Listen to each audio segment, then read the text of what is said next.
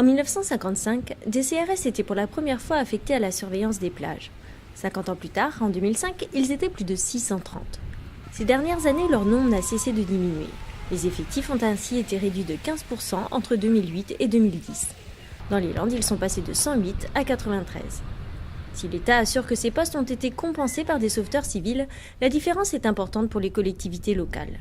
À Cap-Breton, commune qui multiplie sa population par 5 l'été, le nombre de CRS est passé de 16 à 12 en 2 ans.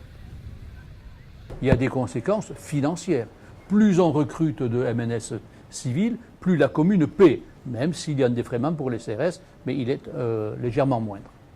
Enfin, il y a un problème de responsabilité parce que les CRS ont la capacité du pouvoir de police. Je ne dis pas qu'on l'exerce régulièrement, quotidiennement, et que c'est notre vocation. Mais en cas de difficulté, et il y en a chaque année quelques exemples, ils peuvent effectivement dresser procès-verbal. Ce que ne peuvent pas faire avec la même efficacité nos MNS civils. Enfin, il me semble, mais peut-être que je me trompe, que la sécurité publique incombe à l'État. C'est sa compétence. Et je ne comprends pas que les compagnies de CRS ne se désengagent au moment où la population est excusez le terme, en transhumance, en tout cas en déplacement. Il me semble que les forces de police doivent être là où est la population. Comme la population a bougé, elles devraient les accompagner et non pas les quitter. Cap-Breton emploie 36 sauveteurs civils. L'un des 5 postes surveillés a été confié uniquement à des civils. Il s'agit cette année de la plage Notre-Dame, où la plupart des maîtres nageurs sauveteurs, les MNS, ont plus de 10 années d'expérience. Je pense que ce qui compte, c'est vraiment l'expérience. C'est-à-dire que nageurs, sauveteurs, civils ou CRS, au niveau opérationnel, c'est vrai qu'on a des missions complémentaires, je dirais. Ce qui est important pour nous, en tant que collectivité, c'est d'avoir des nageurs sauveteurs qui sont expérimentés. Effectivement, s'il y a un retrait de l'État, il va falloir que les collectivités s'adaptent. Il va falloir trouver du monde, suffisamment de civils compétents pour assurer les missions de chefs et d'adjoints. C'est surtout ça, en fait, qu'il va falloir. Donc, il va falloir qu'on renforce la formation sur les nageurs sauveteurs. La plupart des MNS sont en effet des jeunes qui assurent cette fonction pendant les quelques années que durent leurs études. Or, pour être chef de poste, il faut des années d'expérience. Il est difficile pour les communes de trouver et de garder ce personnel expérimenté puisqu'elles ne l'emploient au mieux que de mi-mai à fin septembre. François Cusolin, avec ses 17 saisons de surveillance, fait figure d'exception dans le département.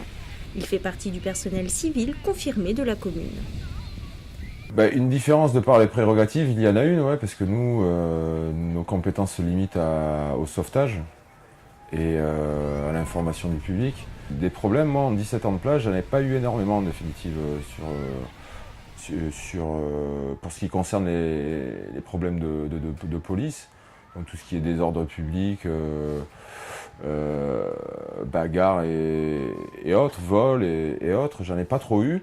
Et quand ça se présente, ça se désamorce assez rapidement. Maintenant, c'est quand même rassurant, entre guillemets, de pouvoir compter sur des collègues qui, eux, effectivement, sont habilités à intervenir de façon radicale et professionnelle. Et c'est vrai que ça peut désamorcer des problèmes, voilà. Le travail que j'ai pu faire, moi, en équipe, que ce soit avec la CRS ou avec les pompiers, c'est un travail complémentaire. J'ai beaucoup appris à leur contact, comme j'ai appris avec les pompiers, et comme j'apprends avec certains de mes collègues civils qui travaillent en montagne, qui sont pros du sauvetage. C'est pas une histoire de corporation, en définitive, c'est plus une histoire de, comme on disait, de compétences et d'expérience, quoi. Et le fonctionnaire CRS ou le personnel civil, s'il n'a pas d'expérience, il n'en a pas, quoi. Cette expérience est en effet capitale sur les plages landaises, dangereuses en raison des baïnes qui entraînent au large et des vagues de bord qui peuvent provoquer des problèmes rachido-crâniens ou des luxations.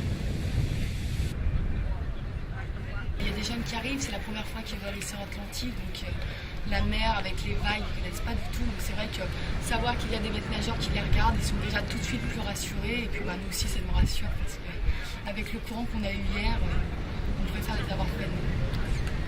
Votre attention, s'il vous plaît, encore une fois. La surveillance reprend son cours. Des flammes bleues sont de nouveau plantées sur le sable.